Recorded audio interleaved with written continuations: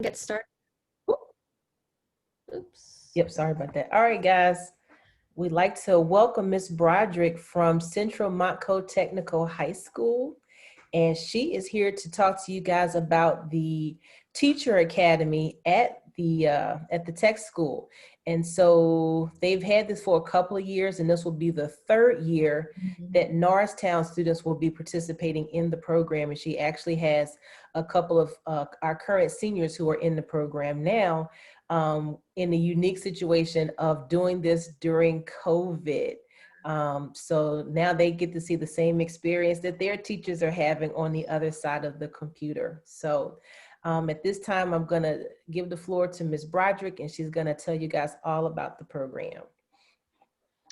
Well, thank you so much for having me and reaching out, Mrs. Mitchell, I really appreciate the opportunity to come and talk about the program. And so what I just want to give you an overview of the program, so you can see what it's all about. And I will definitely be talking a little bit about the experience students have had this year with doing this during COVID, and what things might look like for next year, hopefully more back to normal, but potentially doing some level of virtual too, or hybrid. I guess we just don't really know what's going to happen at this point. But Charles is here. Charles Wolfong is here. Thanks so much for being here, Charles. And we should have two more students, Jordan Morse and Gabby DiFrancesco, who will join us. And they'll get a chance to talk to you about their experiences at the end of the presentation. And then I'll also walk you through what you need to do to apply. So at the bottom here is a website, which I'll put the link. I think it's the first link that I put in the chat, is the Teacher Academy website, which you feel free to look at that website and learn a little bit more about the program. You're seeing two students who were in the program last year on your screen right now, as they're getting ready to go out on their professional internships out in the field. So to just introduce you to the program itself, as Mrs. Mitchell said, this will be the third year in the program. Last year was the first year where we had students out in the field in person. This year, students have been out in the field, but they've been virtual, which has actually been a unique opportunity for them to gain this experience firsthand of what it's like to be a virtual instructor. The program itself is for seniors only. So if you are a current junior, you are eligible to apply. If you are someone younger, I feel like I heard that there was a freshman in the room. You can kind of think about learning about this program and applying as a senior. So you can kind of think about your future in that way. So juniors, at the end, I'll walk you through how to apply. So the program is 2 high school credits, and I believe it's, are these honor credits, Mrs. Mitchell? Some schools have it as honors level, which is good for your, helps out with your GPA. I think you're muted. I'll check, but I don't think so. Maybe we could push for that because it's definitely worthy of it. There's an opportunity to earn 3 college credits. We have an English 100 course, which is basically your freshman composition course through Montgomery County Community College, which almost everybody from in the program is earning those 3 college credits right now. We're hoping that we can work out for that to be dual enrollment, but that's something that I'm going to have to work out with Mrs. Mitchell and the Norristown board to see if we can offer that for next year. So stay tuned for more information about that. We also are involved with something called Educators Rising, which Teacher Academy students are members of the National Organization for Future Teachers. We have just been getting this off the ground, so my current students haven't done too much with this yet, but during the second half of the year, they're going to have an opportunity to do some of the micro-credentialing opportunities, and I'll tell you a little bit more about that in this presentation as well. Students are just starting their digital teaching portfolios, and part of their final exam will be to present that portfolio and do a mock interview with some HR people, including principals and people like that. So that's a general overview of the program. This is a little bit more about the Educators Rising program, which is also a really good introduction to the types of things that you would be thinking about in the program already really align with what Educators Rising is doing. Our program aligns with it really well. We do a lot around anti-bias instruction. We talk a lot about classroom culture, collaboration, different kinds of assessments, and how to deeply engage learners. So current Teacher Academy students have been learning about all of these areas throughout the year. And as we move into the spring, we'll be doing more specifically with Educators Rising. So here's a little short video about that program. I was always that kid who was trying to teach her stuffed animals. All my life, my teachers have been my role models, and I'm a product of what a good teacher can do. After, seeing what power a teacher had, it really, emphasized my passion for education and made me want to further my education. At Washington High School, we've explored the micro-credentials, and what I've done now is embedded those into the curriculum for our second-year students. Our second-year students are more experienced. They've done at least 45 hours of internships going into their second year. So by inserting the micro-credentials, we have elevated the students' ability to reflect on what they're seeing. The first micro-credential that I earned was classroom culture. I chose that one mostly because I really wanted to go from just an observer in my classroom to an analytical one. The second micro-credential that I earned was learner engagement. This was probably my favorite because I got to deliver and plan a lesson. But it's not just about a lesson planning and delivering, it's about reflecting. As I watch my students watch themselves teaching, once they get past the nervousness of watching themselves teach, they start to see what works and what doesn't work, which is incredible. I'm able to go back and nitpick the parts of the lesson that I really need to improve on and the things that I actually did successful. That helps me develop skills that I need to be an effective teacher. And what Nicole's starting to learn and understand as a high school student is how important that task analysis is. And I've seen her have epiphanies as we go through and we break down that objective. Seeing all the things you do wrong makes you realize that it's all a learning experience and that there's so much individual growth that you have to do as a future educator. So it's really cool. No matter whether I've been a teacher for 5 years or 25 years, if I'm willing to take a moment to reflect on what I'm doing in the classroom and analyze data and be willing to set my ego aside, I can become a better educator and I can improve the lives of my students. I'm really excited to be the first in my family to not only graduate from high school on my father's side, but also on both sides of the family to be able to be the first one to go to college. Because we've incorporated the micro-credentials into our program here at Washington High School, I believe this gives my students a tremendous advantage as they enter into university life and they go into those college of education. I believe they're going to be ahead of their peers and they're going to be much more confident themselves, and that's going to produce a better teacher in the future. I've never been more sure of anything in my life. And I know that's kind of weird because when you think of 17-year-old, you think of these big dreams. But for me, it's not about that. It's about making a difference. And that's why I really want to be a teacher so I can achieve my dream.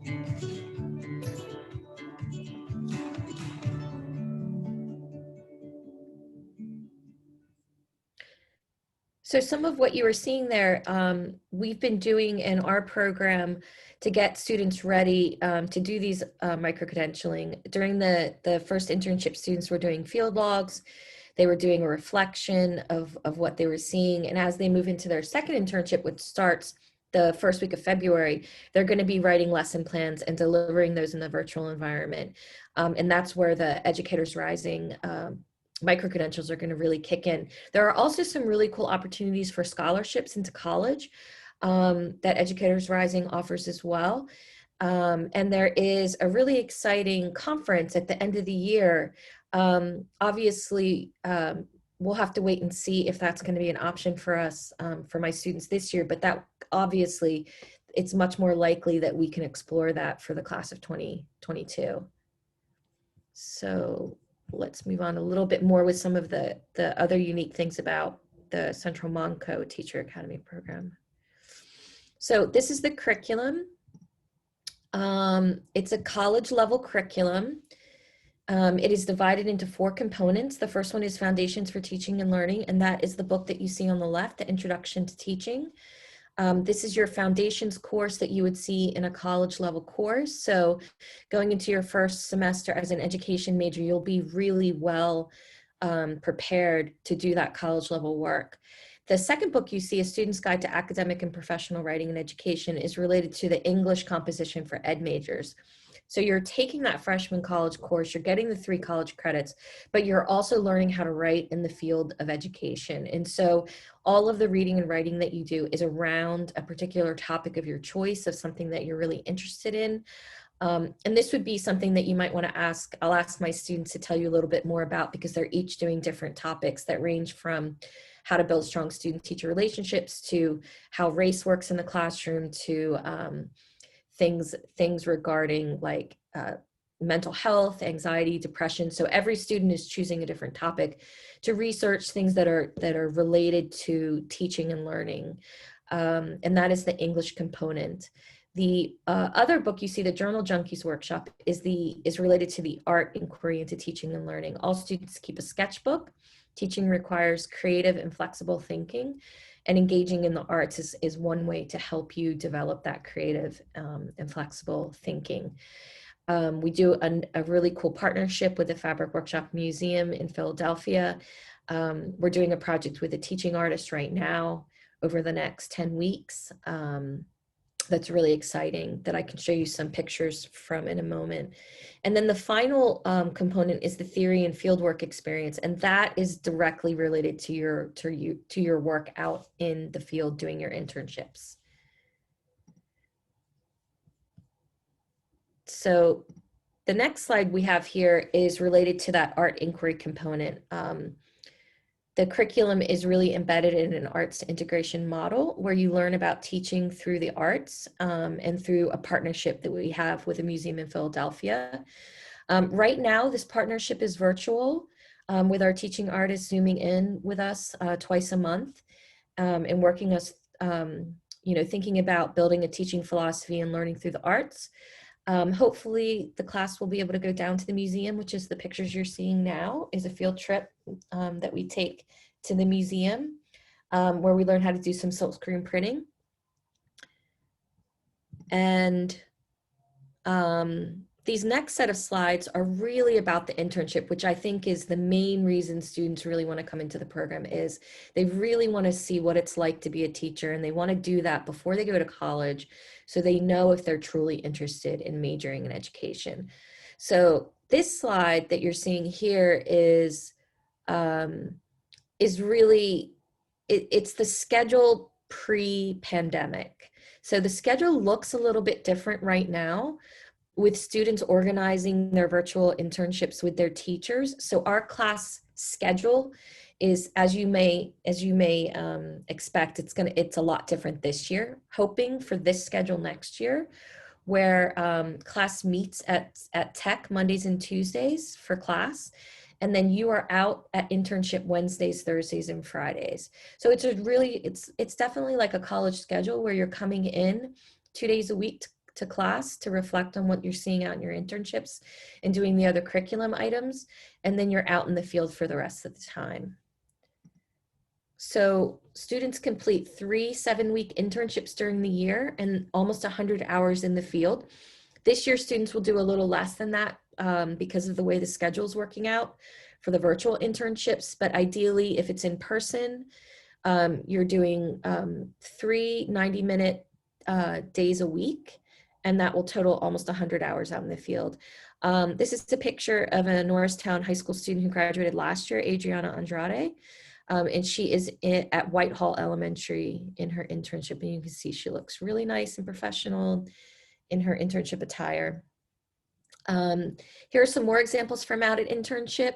These are some Plymouth Whitemarsh seniors. One of the really nice things about the program is that we draw from 4 districts, from Upper Merion, Lower Merion, Colonial, and Norristown. So you get to know some students from neighboring districts and become friends with them and really bond over a shared interest in learning how to teach. Usually the classes are mixed, so you're sitting side by side with people from other districts. Right now, we have that divided, but I have found ways for us to do some virtual classes together, so students are getting to know students from another school. So here's just some more internship pictures of these students who were interning at the 4-5 Center in Plymouth Meeting. Here are some pictures from our field trip to the fabric workshop. You can see over here some more Norristown students, Irene Tornes and Andrea Perez, and just some of the bonding that was happening there. So the future of Teacher Academy, as we move forward into next year and hoping for good days ahead, we will become more and more involved with the Educators Rising group. And we also have the opportunity for some educational travel as soon as things open up again. I have done educational travel with students for the past 10 years, taking them to places like Helsinki, Stockholm, Berlin, Paris, London, where else did we go? Rome. This picture you see here is in Peru, where students were helping build a library for school children in Peru. So we travel with Education First, and again, as things start to open back up again, this will become part of a possible thing that we do in Teacher Academy. So at this point, I want to pass it over to the Teacher Academy students who are here to talk about a little bit about their experience, but I just want to sort of, from my perspective, why become a teacher, why come into Teacher Academy. You really get an exposure to the teaching profession. It really helps you make an informed college decision. We've spent a lot of time talking about the different college programs out there for education. As you come in, you're applying to colleges. And so we do offer a lot of support for helping you make that decision. You're able to earn college credit and establish contacts in the field. I know that Norristown School District is really excited about this program and about the idea that they can bring back their own students to work in the community. It absolutely helps you support that high school to college transition. And the cohort model really creates a nice family kind of setting where students are really getting to know each other through this integrated curriculum. But I think the best thing to hear, ideally you want to hear from students who are in the program. So I'm going to stop sharing for a moment so that we can hear from, it looks like just Charles is here right now. I imagine that Jordan and Gabby might pop on because I might have told them the wrong time. I apologize. And they were in the invite, so I just messaged them too. Okay, so hopefully they'll be on I'll first. track them down. Okay, so we'll start with Charles. So Charles, if you could tell everyone a couple of things, like tell them about what your internship experience has been, what you're interested in teaching, and also the curriculum itself, like the class itself, the types of things we learn in class, and what your experience has been like so far. And yeah, that would be great. All right. So I'll start with the internship. It's a little bit weird right now with it being virtual. I've only worked so far with elementary kids, and they're very active, so that's at least a plus. It's like they're very interactive with you, and they like to talk a lot. But like my favorite part about the internship was for me, I got to work a lot one-on-one with students, and I'll talk about with my paper later, but my paper is about the student-teacher relationship, so that was really important to me to actually build relationships with these kids. Even though I got to see them about a 6-week period, I did actually build a relationship with a couple of these kids, and they always thanked me after helping them with their math problem or their spelling and stuff, and that was just really important to me. That was my favorite part about that internship, just entirely just working with the kids individually. Even though it was kind of weird just looking through a screen, it would have been better to be in person with them. Other stuff about the program is the English class is definitely the most hard hands-on stuff that you'll have to do during the class, but as long as you build it into your schedule and build a routine, it's nothing too worrisome. The essays, if you hold them off, they might be a little much, so you might want to at least leave a week or two to prep yourself for that. The art stuff I like because it's a little more laid back and you have a lot of freedom with that type of stuff. Like like for myself, I'm not a great artist, so like it's more about the idea of the art than actually the art. Like I can't draw anything better than stick figures. So if I draw a stick figure with the idea behind what we're actually drawing, I think it's good that way. What else is there? There's the there's foundations. That's right.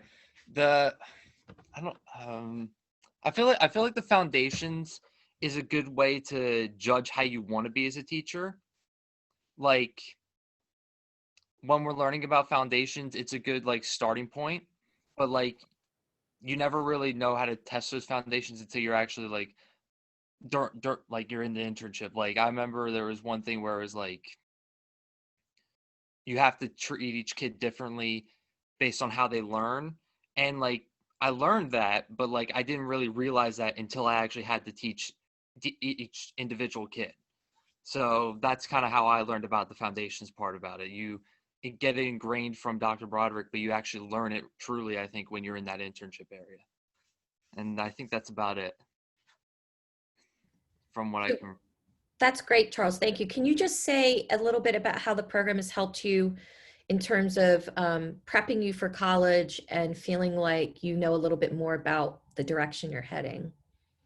Well, I definitely like, I kind of knew like maybe like 80% sure I wanted to be a teacher, but like actually going out there, I know for a fact that I want to be a history teacher. So I'm going to be a history major to become a teacher, like probably do like a 4-year period. It also helped me like realize like it narrowed down like some schools for me just to figure out what type of college I wanted to go to for being a good teacher, because there's certain colleges that specialize in that type of stuff, and I thought that was kind of important to me as well. I wanted to go to college that actually was what knew what they were talking about. Thank you so much, Charles. So Gabby and Jordan, thanks for coming on. And I'm so sorry about the mix up with the time. I was a little confused. But we're just at this point telling everyone about your experience in the program, talking about your internship experience, what level you would like to be teaching, how the program has helped you prepare for college, and what the curriculum itself is like. So we'll go Gabby and then Jordan. So honestly, at first, when I came to this meeting last year, I was a little skeptical to take this program just because I didn't know if it would fit, because I'm a 3-sport athlete. So I didn't really know if it was going to fit. And I was so excited to take this program. So I was like really upset that it wouldn't fit. But I mean, because of Corona, it did. And I'm very happy it did though, because like Teacher Academy has like prepped me for college, because like the English class that we take is like a Monco English class. Like that's your freshman English class. So it's like it's not a lot of papers. Like in reality, you might think it's like a lot of work and all this stuff, but it's really not. Like when our first paper came around and it was like a certain amount of pages, like 2 to 3, I was like freaking out. I'm like, how am I supposed to write like, my trip to Europe in like 2 to 3 page paper? And I was like, okay, this is gonna be hard. But it really wasn't. Like as soon as you could start typing, it's like all of it comes out, and I was like really happy because mine ended up being like 5 to 6 pages. But it's really not as much work as it seems. Like we have foundations, art inquiry, theory and field work in English, but it's like it might sound a lot, but it's really not. So I think like prepping for college wise, I think it definitely helps me learn a lot about my writing too, because I sometimes like to ramble on, but Dr. Broderick has helped me a lot with like my grammar and shortening things. So I'm not going on and on. So she has definitely helped me a lot. Internship wise, now we only had one internship so far, but like that one taught me like a lot. Like I went with a teacher who my brothers had, so I kind of went in knowing her, But like after class, like with the kids, like me and her would just have like one-on-one sessions and like really like bond and form that like kind of like that student teacher like teacher bond. So I was really happy, and like the kids were so cute. They were calling me like Miss DiFrancesco, and I was like, oh, I feel professional now. So that was really cool, and like just getting to observe, and I know it's a lot different like virtually, but just getting to observe like what an actual class is like, because it's completely different from high school. So getting to observe like these kids who just like burst things out of nowhere like with random thoughts, and it's just like it's so like I can't like describe the word, but it's like so cool to um like just to be in that position where it's like you can teach a lesson and all this stuff, if that makes sense. But I'm really happy I did my internship. My mentor really did teach me a lot about becoming a teacher, because you don't think of some things when you're going into the teacher field. Like Charles said, everyone learns a certain different way. So one student might learn one way, another student might learn another way. So you have to try to figure out like that like a different way to teach them, but they're getting like the same material kind of thing. So yeah, it all just, you kind of just have to adjust to what a student can intake information. But I mean, it's just really cool to be in a classroom and share your knowledge with people and form that like student teacher relationship. So yeah. That's great. Thank you so much, Gabby. Okay, Jordan, why don't you tell us about your experiences? Okay, cool. So I don't know if everyone knows this, but I wanted to be a phys ed teacher, most likely high school. And going into the program, I thought like that I'm not really gonna learn anything. I was like, oh, like I already know everything there is to know. But like even within like the first month, I learned like a lot. I was like, oh, like I didn't know that. All right, good thing I learned that. All right, didn't know that either. I'm glad to know that too. Like there's like a lot that like I didn't know that I needed to know. There's a lot about interacting with students and like the different like types of knowledge that we talked about, and like I just didn't know that you needed all that. And when it came to like the internship, I didn't realize that kids really are like, they're not two people are the same. Like I had in my class, I had two different like kids that were complete opposites. One student didn't pay attention because he was bored. Another student didn't pay attention because she couldn't understand it. And I think it was interesting to like kind of observe kids and acknowledge that like they're all different. And what else was there? I don't know, it wasn't really, I think Gabby and Charles kind of covered everything.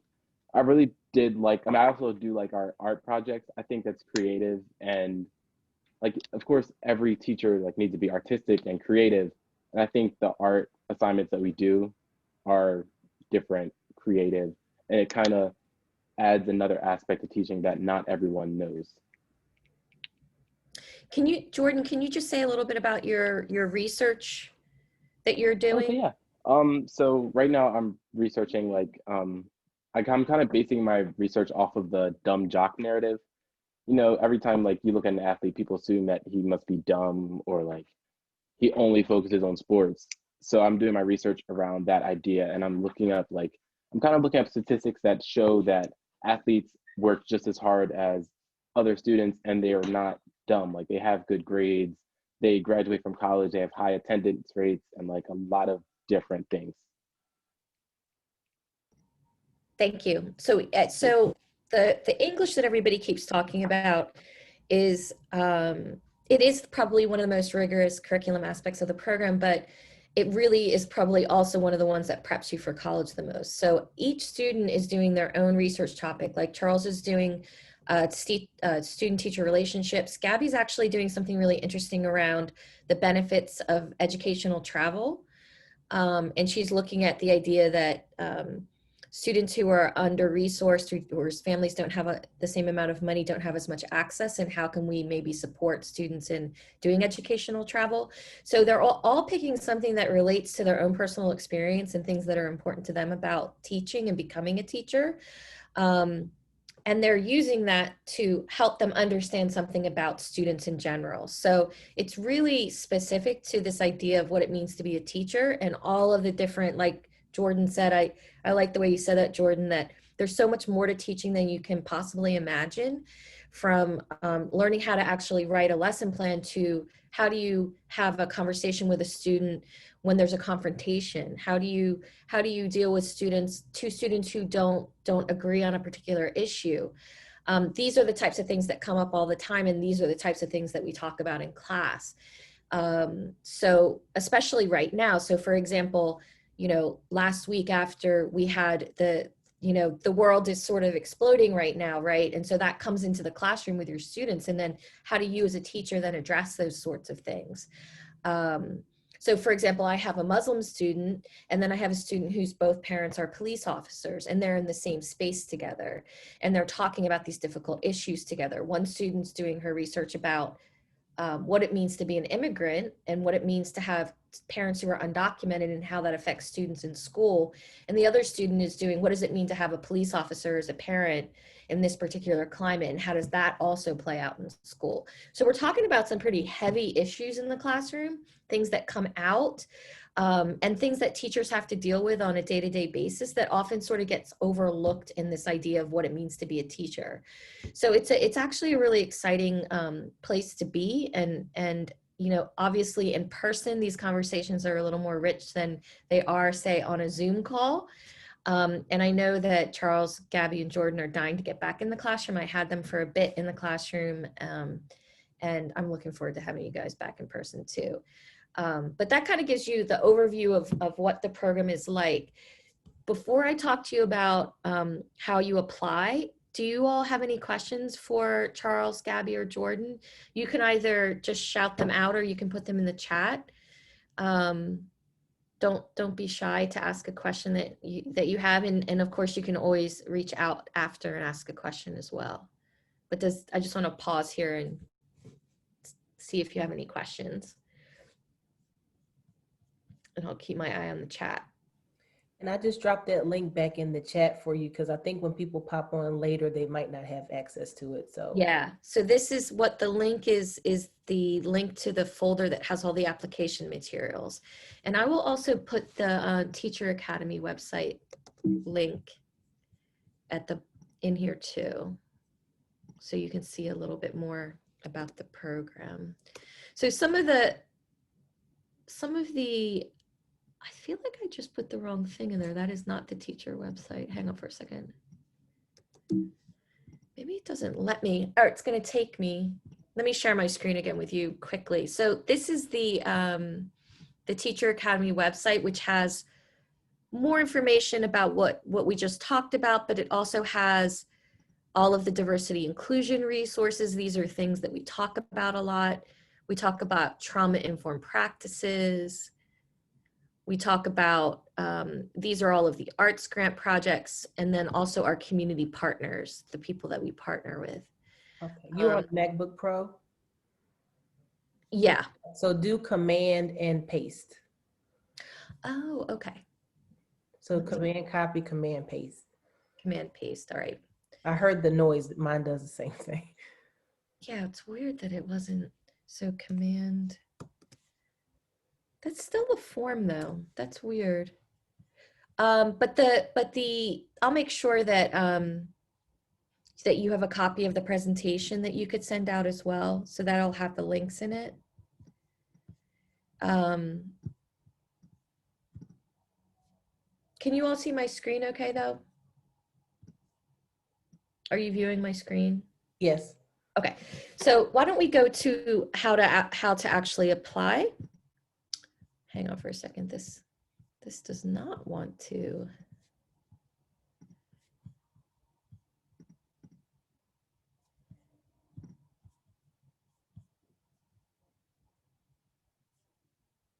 I seem to be having some tech issues here. Hang on for a moment.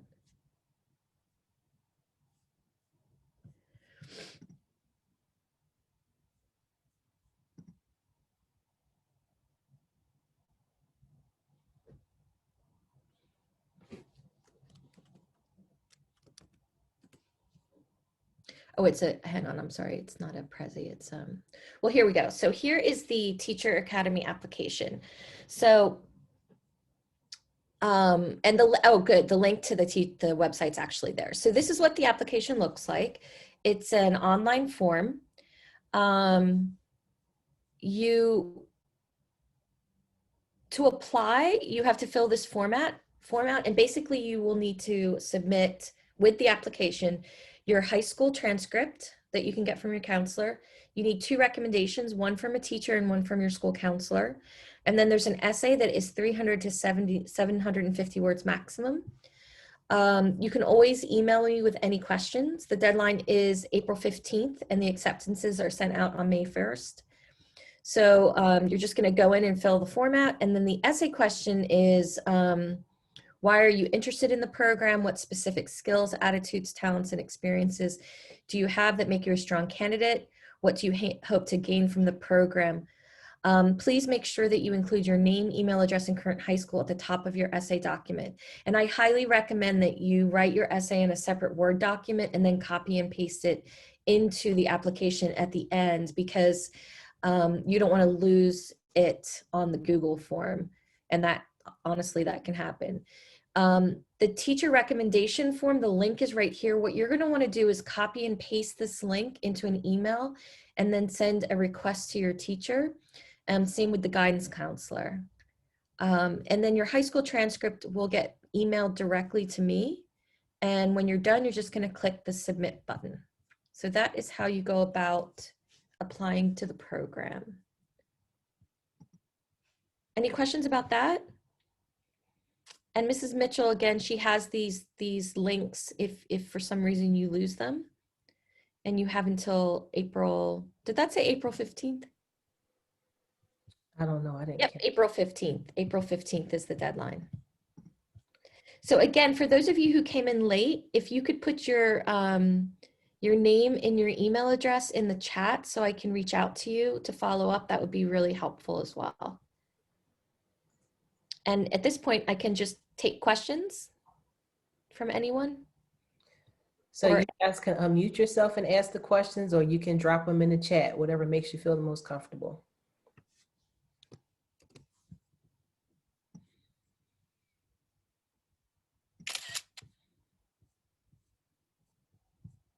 And we are witnessing live time the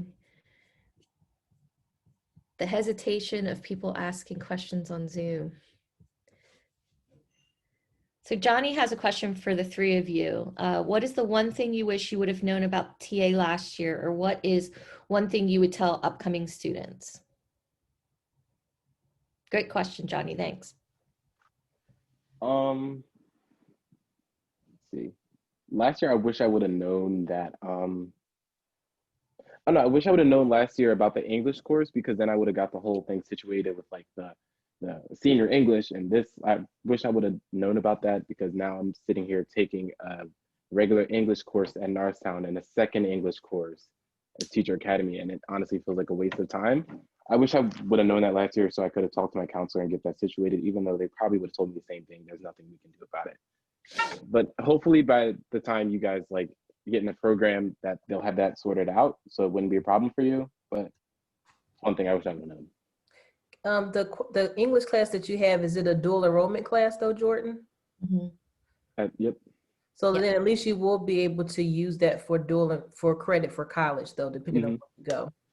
Yeah, it is a dual enrollment class. Upper Marion and Plymouth Whitemarsh are giving students their senior English credit and the college credit. So they're getting the 3 college credits and the 1 English credit. So I'm hoping that we can work that out with Norristown. So what Jordan's referring to would mean that you would not take senior English at Norristown, you would just take it with me. The only time I recommend students take both the high school and the college is if they want to be an English teacher. Then you would want to continue and take that senior world or British lit class that you would take. But other than that, it's a rigorous English class, as you guys have heard. And so I'm hoping that we can get you that senior English credit. That's something I'm still going to have to work out with Norristown though. So Mrs. Mitchell and I we'll talk about that in the future. Try to get that lined up for you guys for next year. What about Gabby or Charles? Is there anything that what one thing would you tell upcoming students? Yeah, I think the one thing about last year is just because I was confused on clearances, because I ended up getting my clearances really late because of Corona and everything, but I mean, who could have predicted that? So I think the one thing I would tell upcoming students is to not procrastinate, because that's my big thing. I'll wait until the day of to do, well, I used to. New year, new me. But last year I would wait until like the last minute or the day of and do my assignment. And when it came to doing my first paper, I literally crammed it all in a day. And let me tell you, it took me so long to do it. So please do not wait until the last minute to do the assignments, because it will not help you in the end. I can promise you that. Mm-hmm. Good advice. Good advice. What about you, Charles? I would say probably one thing that, like, when you write your papers, the first couple papers can be based, you can base it on your final paper. So I would say kind of have an idea of what the main idea you want to talk about is. Like, I kind of figured out, like, kind of early that I wanted to talk about like a student teacher relationship, because that's why I wanted to be a teacher. So, like, if you can pinpoint why you want to become a teacher, or like something that's important to you about teaching, that'd be great for writing your papers throughout the whole year. Sorry about the. What Charles is actually referring to is the idea that you are starting to write a topic at the beginning of the year in September, and then you build it through the rest of the year. So you're kind of sticking with the same topic, and you're actually writing one paper that ends up being about 20 pages, but you're writing it from the beginning. You almost have a year to write it, and it builds. So it's different than some of your other English classes that you probably would have taken. So Charles is recommending that you come to that decision early so that you can make it work for you. And that's great advice. That's great advice. One last thing. If you have like friends that you know want to be a teacher, definitely get them to like join the program, because I have at least like 3 friends that are like, oh, I want to be a teacher. Like, what do you do in Teacher Academy? I'm like, oh, like you're missing out. Like you should have joined last year when I told you to apply. Because I feel like it's something that everyone really does need. And you're probably not going to get the same exact thing in college. You get something similar, but like I think learning it now is like the best time. Yes, my students who are in college right now, they always come back and say how more prepared they feel than their classmates, like they're way ahead of the game. So yes, if you know people, please let them know about the program. The program is small, which is actually wonderful because you get a lot of one-on-one experience. So the classes generally are around, I have 2 sections. I have a morning section and I have an afternoon section. Next year, if the schedule doesn't change and if we go back to kind of a more normal schedule, I have an AM session and a PM session. And yes, you can make it work with sports. It's usually around 12 students per session. So that's actually a really nice number. It's a nice small class where you get to know the people in the class and you also get a lot of one-on-one attention with me. So that's another benefit. So I think that we have about 25 spots total. And I think this was only the second year. So I think we had 18 this year. So we did have some people did not actually, were not actually accepted into the program, but we have about 25 spots available. So anything else anybody wants to ask at this point, you can always write to me. Feel free to write to me. My email address is on the application, so you can go there to find it. It's also on the Teacher Academy website. But I just want to thank the students for coming and sharing their experience, and Mrs. Mitchell for inviting me. I don't know if there's anything else you want to add, Mrs. Mitchell, but we could probably wrap it up. Just thank you guys that are here.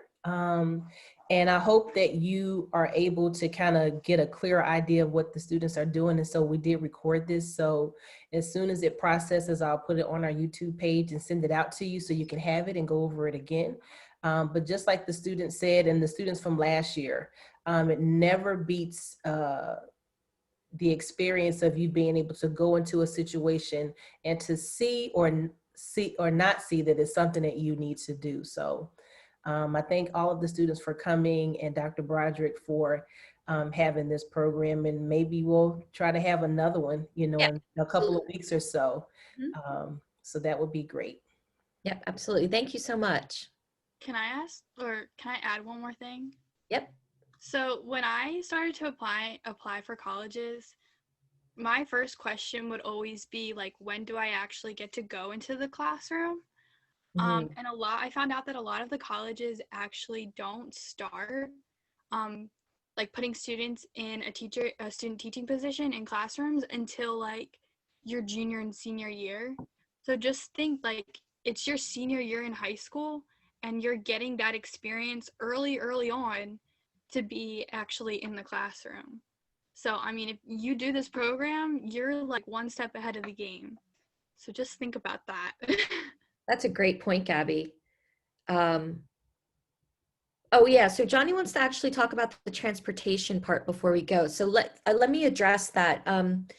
There is a question on the application that asks you if you have transportation.